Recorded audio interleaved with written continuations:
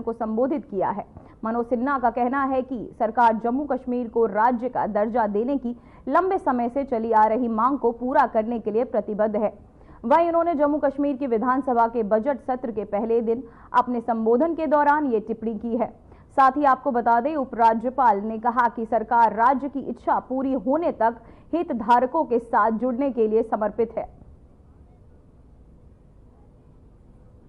My heartiest congratulations to you all, the elected representatives who have earned the trust and mandate of the people. You bear the responsibility of fulfilling the aspirations of millions who look to you with hope for stability and growth. For the first time this winter, my government, through close coordination between the administration and elected representatives, took comprehensive measures to minimize disruptions to the daily lives of the people during snowfall. This synergy enabled one of the swiftest restorations of essential supplies in Kashmir, including efficient snow clearance. Additionally, the power supply remained one of the most reliable with minimal interruptions.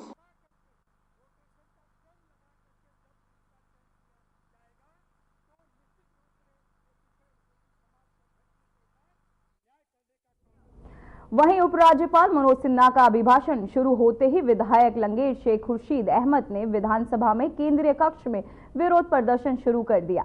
बता दें कि विधायक ने बारामुल्ला और कठुआ में पिछले महीने हुई मौतों पर विरोध जताते हुए आपको बताते चले कि न्याय की मांग की। जैसे ही उपराज्यपाल ने अपना संबोधन प्रारंभ किया, शेख खुर्शीद ने मारे गए दो व्यक्तियों के परिवारों के लिए न्याय की मांग करते हुए कार्यवाही के विघ्न डाला। वहीं इसके बाद मार्शलों ने उन्हें सदन से बाहर निकाल दिया।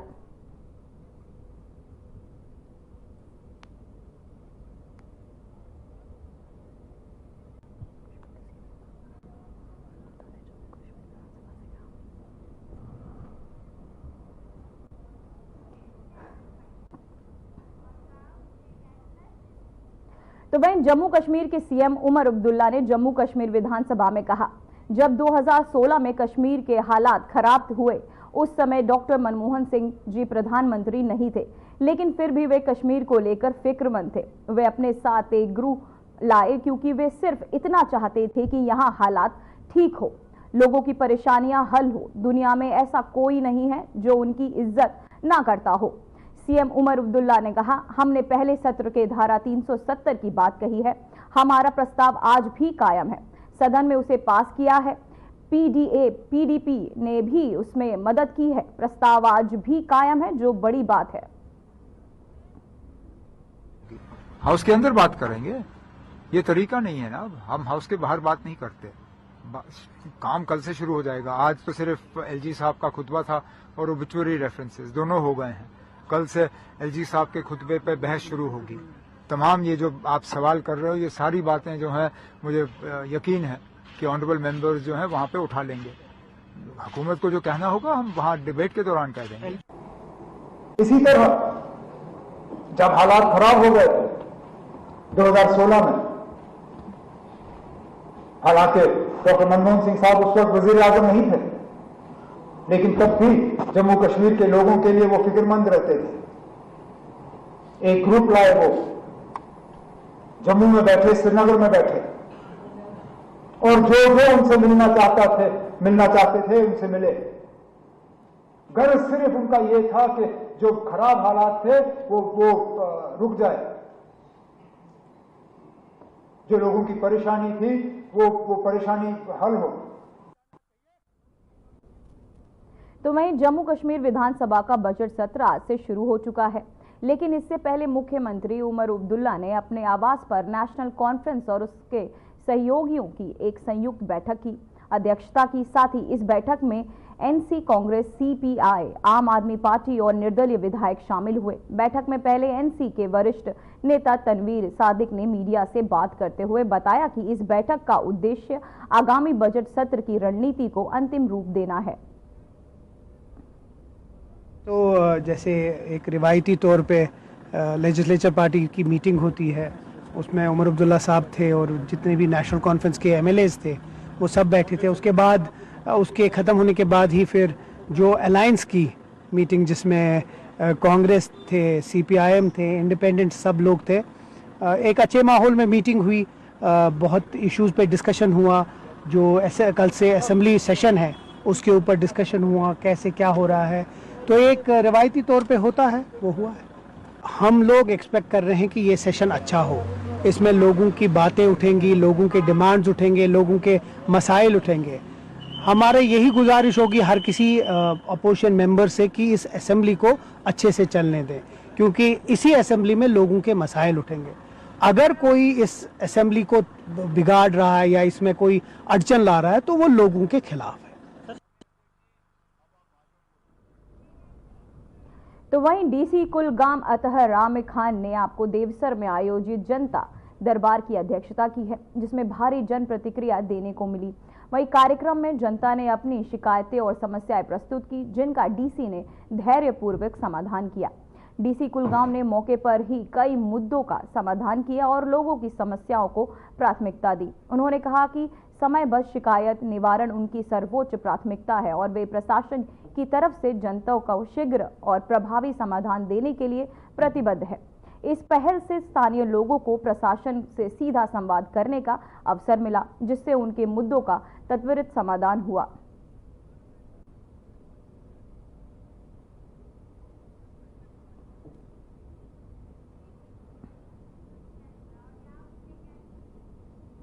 तो वहीं प्रशासनिक दक्षता और मानवीय प्रतिबद्धता का उदाहरण प्रस्तुत करते हुए करनाह प्रशासन ने गंभीर रूप से बीमार मरीजों को कुपवाड़ा में हवाई मार्ग से सफलतापूर्वक पहुंचाया। इस कदम से यह सुनिश्चित हुआ कि मरीजों को तत्काल चिकित्सा देखभाल मिल सके।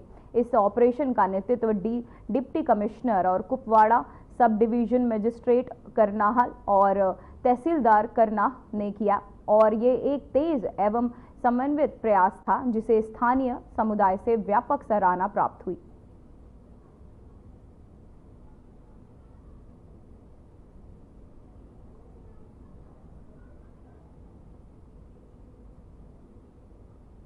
तो वहीं आपको बताएं, करनाह प्रशासन का उत्कृष्ट कार्य, जिससे मरीजों को तुरंत मिला इलाज, साथ ही सफल हवाई मार्ग से ये ऑपरेशन किया गया।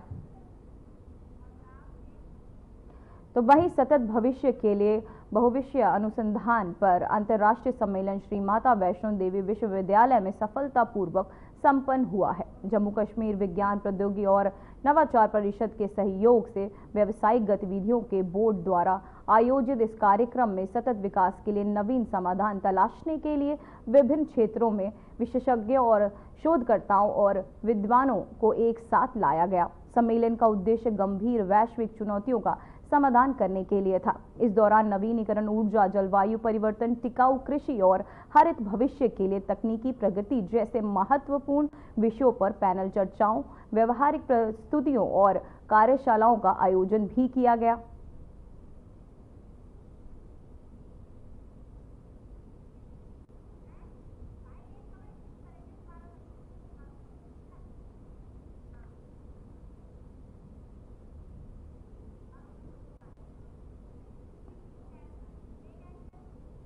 तो वहीं रियासी पुलिस ने एक बड़ी सफलता हासिल करते हुए पुलिस स्टेशन रियासी में दर्ज सभी 5 चोरी के मामलों को सुलझा लिया है।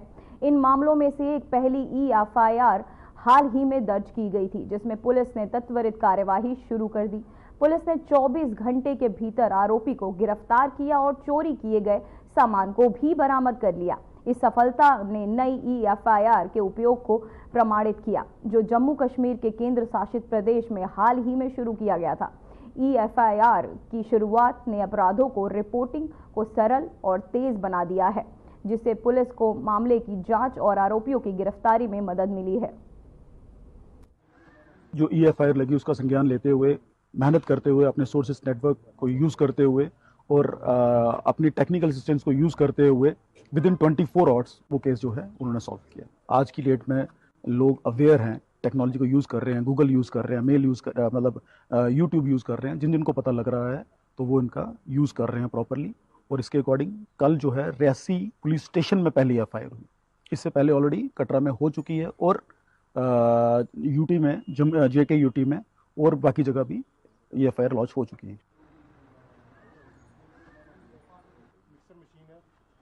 इसके थफ्ट की जो हमें EFIR इसके ऊपर लॉन्च हुई थी, तो इसको हमने रिकवर किया दरमाड़ी से जाके। कुछ हिस्सों में अब भी बर्फबारी देखने को मिल रही है। इस बर्फबारी को देखकर स्थानीय लोगों में खुशी और उत्साह का नया एहसास हुआ है। तस्वीरें आप देख रहे होंगे कि सुरम्य परिदृश्य खूबसूरती से बर्फ से ढक गए हैं, जो निवासियों और पर्यटकों दोनों के लिए समान रूप से आकर्षित है। बर्फबारी के इस क्षेत्र की सर्दियों की अपील, आपको बताते चले, अपील को और बढ़ा दिया है, जो मनमोहक दृश्यों और सर्दियों के मौसम को गले लगाते हुए खुशी और उत्साह के क्षण को साझा कर रहे हैं।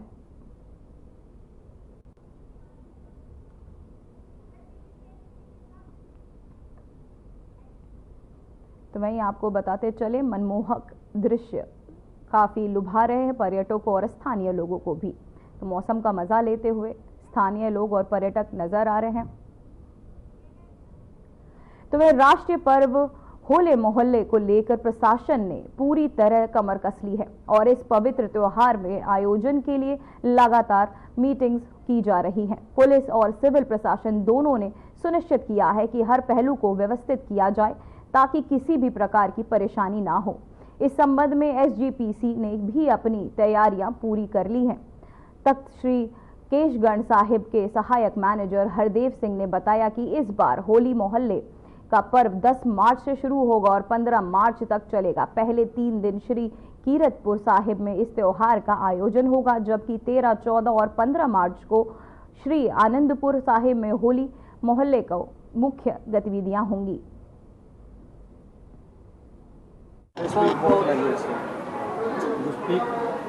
Three languages. Russian. Oh, right. 3. Punjabi little bit. Punjabi little bit. Very little bit. What you can speak in Punjabi? Nothing. Don't ask me. Can you speak Sat Sri Akal? Sat Sri Akal, yeah, I can speak Sat Sri Akal. हाँ जी, मैं ਕਾਫੀ ਦੇਰ ਬਾਅਦ ਆਇਆ। ਮੈਂ ਪਹਿਲੀ ਦਫਾ ਆਪਣੇ ਬੱਚਿਆਂ ਨੂੰ ਨਾਲ ਲੈ ਕੇ ਆਇਆ। ਸੋ ਇਹਨਾਂ ਨੂੰ ਕਲਚਰ ਐਂਡ ਇਤਿਹਾਸ ਬਾਰੇ ਦੱਸਣਾ ਚਾਹੁੰਦਾ ਸੀਗਾ ਕਿ ਅਸੀਂ ਸਾਡੇ ਗੁਰੂਆਂ ਨੇ ਇਹ ਕੋਈ ਕੀਤਾ ਹੈਗਾ, ਕੁਰਬਾਨੀਆਂ ਕੀਤੀਆਂ ਹੈਗੀਆਂ, ਇਸ ਕਰਕੇ ਇਹਨਾਂ ਨੂੰ ਦਿਖਾਉਣਾ ਬਹੁਤ ਜ਼ਰੂਰੀ ਸੀਗਾ। ਬੱਚੇ ਜਿਹੜੇ ਨੇ ਉਧਰ ਦੇ ਬੋਰਨ? ਹਾਂਜੀ, ਉੱਧਰ ਦੇ ਬੋਰਨ। ਕਿੰਨਾ ਸਾਰੀਆਂ ਹੀ ਜਥੇਬੰਦੀਆਂ ਦੇ ਨਾਲ, ਸੰਗਤਾਂ ਦੇ ਸਹਿਯੋਗ ਦੇ ਨਾਲ ਹਰ ਸਾਲ ਹੀ ਬਹੁਤ ਹੀ ਚੜ੍ਹਦੀ ਕਲਾ ਵਿੱਚ ਮਨਾਇਆ ਜਾਂਦਾ ਹੈ। ਇਸ ਵਾਰ ਵੀ 10, 11, 12 ਕੀਰਤਪੁਰ ਸਾਹਿਬ, 13, 14, 15 ਮਾਰਚ ਸ਼੍ਰੀ ਅਨੰਦਪੁਰ ਸਾਹਿਬ ਵਿਖੇ ਹੋਲਾ ਮਹੱਲਾ ਬਹੁਤ ਵੱਡੇ ਪੱਧਰ ਤੇ ਮਨਾਇਆ ਜਾ ਰਿਹਾ ਹੈ। 9 ਤਰੀਕ ਸ਼ਾਮ ਨੂੰ 12 ਵਜੇ ਕਿਲ੍ਹਾ ਆਨੰਦਗੜ੍ਹ ਸਾਹਿਬ ਵਿਖੇ ਹਰ ਸਾਲ ਦੀ ਤਰ੍ਹਾਂ ਹੀ 5 ਨਗਾਰਿਆਂ ਦੀਆਂ ਚੋਟਾਂ ਤੋਂ ਬਾਅਦ ਹੋਲੇ ਮਹੱਲੇ ਦਾ ਆਗਾਜ਼ ਕੀਤਾ ਜਾਂਦਾ ਹੈ। ਇਸੇ ਤਰ੍ਹਾਂ ਕਿਉਂਕਿ ਅੱਜ ਵੀ ਆਪਾਂ ਦੇਖ ਰਹੇ ਹਾਂ ਕਿ ਅਜੇ ਭਾਵੇਂ ਕਿ 10 ਦਿਨ ਪਏ ਨੇ ਹੋਲੇ ਮਹੱਲਾ ਸਾਹਿਬ ਨੂੰ, ਪਰ ਸੰਗਤਾਂ ਦਾ ਜਿਹੜਾ ਠਾਠਾ ਮਾਰਦਾ ਇਕੱਠ ਹੈ, ਹੋਲਾ ਮਹੱਲਾ ਕਾਫੀ ਐਡਵਾਂਸ ਜਿਹੜਾ ਆ ਉਹ ਸ਼ੁਰੂ ਹੋ ਚੁੱਕਿਆ। ਸੋ ਸੰਗਤਾਂ ਦੀ। तो वहीं भटिंडा में नशा तस्करों के खिलाफ पुलिस ने एक बड़ा एक्शन लिया है। पुलिस ने भीड़ तालाब बस्ती में नशा तस्कर सूरज के घर पर JCB चलाई, जहां नए घर का निर्माण किया जा रहा था। यह निर्माण नशे के कारोबार से जुड़े व्यक्ति के तहत किया जा रहा था।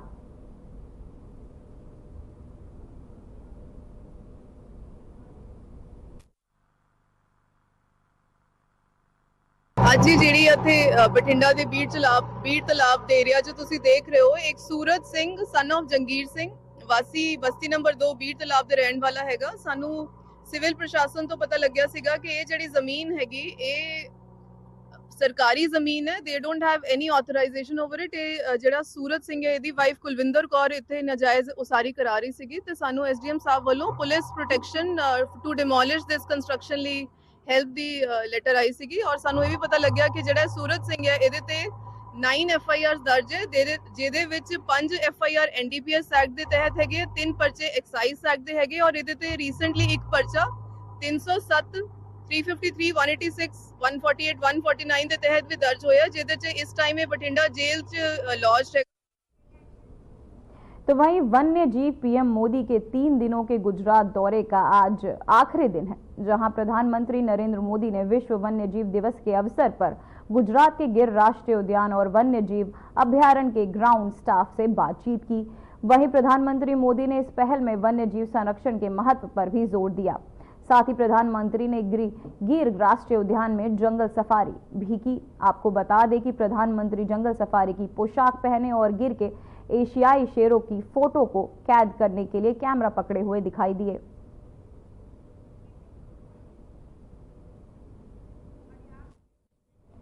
तो वहीं दिल्ली की सीएम रेखा गुप्ता ने अपने मंत्रियों के साथ प्रेस कॉन्फ्रेंस की है। इस दौरान सीएम रेखा ने पहले बजट को लेकर पूरी जानकारी दी। सीएम रेखा ने साफ किया है कि इस महीने की 24 से 26 मार्च के बीच बजट पेश किया जाएगा, जिसकी तैयारियों में वे जुट गए हैं। सीएम रेखा ने बताया कि दिल्ली के विकास की रफ्तार को तेज करने के लिए सरकार समाज के सभी वर्गों के सुझावों को शामिल करने का प्रयास करेगी। इसके तहत उन्होंने इस ईमेल आईडी और व्हाट्सएप नंबर भी जारी किया। से दिल्ली का जो बजट है, विकसित दिल्ली का बजट 2025-26, जिसे हम 24 मार्च से 26 मार्च के बीच में प्रस्तुत करने की तैयारी कर रहे हैं, उसके विषय में है। आप सब लोगों को विदित है कि दिल्ली की जनता ने हमारी पार्टी को जिता करके जो मौका दिया, पूर्ण बहुमत की सरकार दी मोदी जी के नेतृत्व में, हम जनता की उन सारी आकांक्षाओं की पूर्ति के लक्ष्य को ध्यान में रखते हुए सभी वर्गों की उन्नति, कल्याण और सर्वांगीण विकास के लिए कृत संकल्प हो दिल्ली के विकास की रफ्तार को तेज करने के लिए सरकार जो है समाज के सभी वर्गों को साथ में लेते हुए उनके सुझावों को शामिल करने का प्रयास करेगी।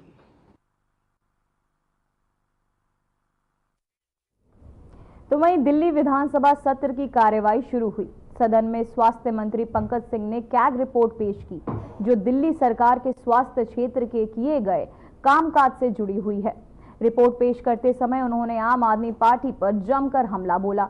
उन्होंने इस दौरान कहा कि पहला सुख निरोगी काया बताया गया है, लेकिन अरविंद केजरीवाल का पहला सिद्धांत लूटना माना जा रहा है। कैग रिपोर्ट के मुताबिक अरविंद केजरीवाल जी के निकम्मे, ढोकलेबाज और कट्टर बेईमान सरकार की करतूतों को संक्षिप्त में बात रखना चाहता हूं। अध्यक्ष महोदय, स्वास्थ्य मानव विकास का एक महत्वपूर्ण विषय है, जो आर्थिक सामाजिक विकास का एक बुनियादी ढांचा है। हमारे देश में स्वास्थ्य देखभाल सुरक्षा के अधिकार को न सिर्फ मान्यता दी गई है, बल्कि इसकी प्राथमिकता भी दी गई है। हमारे ऋषि मुनि और शास्त्रों ने इसे पहला सुख निरोगी काया के सिद्धांत का उल्लेख किया है, जबकि अरविंद केजरीवाल जी का पहला सिद्धांत लूटना माया रहा है। अध्यक्ष महोदय, स्वास्थ्य स्थिति के लक्ष्यों की प्राप्ति के लिए पर्याप्त मानव संसाधन महत्वपूर्ण होता है, परंतु कैग रिपोर्ट पेज नंबर 14 के अनुसार दिल्ली सरकार की उदासीन रवैये के चलते स्वास्थ्य एवं परिवार कल्याण विभाग में 21% कर्मचारी की कमी रही, जिसमें सीनियर स्पेशलिस्ट, जीडीएमओ, नर्सेस और भी साधनों की कमी रही। अस्पतालों में पैरामेडिकल स्टाफ अध्यक्ष जी बहुत जरूरत होती है किसी भी गवर्नमेंट हॉस्पिटल के लिए, जिसकी वजह से मरीजों की कठिन परेशानियों का सामना करना पड़ा। 21% स्टाफ की कमी रही है अध्यक्ष महोदय। कैग रिपोर्ट पेज नंबर 25 के अनुसार दिल्ली के सभी जिला स्तरीय अस्पतालों में ब्लड बैंक, आईसीयू, ऑक्सीजन, शवगृह और एम्बुलेंस जैसी लाइफ सपोर्ट सेवाएं उपलब्ध नहीं थी अध्यक्ष जी। ये कैग कह रहा है ना, हम नहीं कह रहे, कैग कह रहा है। कैग पेज नंबर 25 कह रहा है एम्बुलेंस आवश्यक उपकरणों और यंत्रों के बिना चलते पाए गए। प्राइमरी जो हम एम्बुलेंस के अंदर रखते हैं वो भी नहीं थे। अस्पतालों में स्टाफ की सुरक्षा सुनिश्चित करने के लिए नियामक बोर्ड, जिसे रेगुलेटरी बोर्ड के दिशा निर्देशों का पालन नहीं किया गया। सरकार द्वारा मरीजों के उपलब्ध कराए गए भोजन की, अध्यक्ष जी बड़ा गंभीर विषय है, सरकार द्वारा मरीजों को उपलब्ध कराए गए भोजन की गुणवत्ता की कभी भी जांच नहीं की गई। मतलब ये सोचिए कि जो भोजन हम दे रहे हैं पेशेंटों को, उस भोजन की गुणवत्ता की जांच कभी भी ऑन रिकॉर्ड ऑन पेपर पे नहीं है। ये मैं नहीं कह रहा हूं, कैग पेज नंबर 25 कह रहा है। मैं आज कैग रिपोर्ट के मुताबिक अरविंद केजरीवाल जी के निकम्मे, ढोकलेबाज और कट्टर बेईमान सरकार की करतूतों को संक्षिप्त में बात रखना चाहता हूं। अध्यक्ष महोदय, स्वास्थ्य मानव विकास का एक महत्वपूर्ण विषय है जो आर्थिक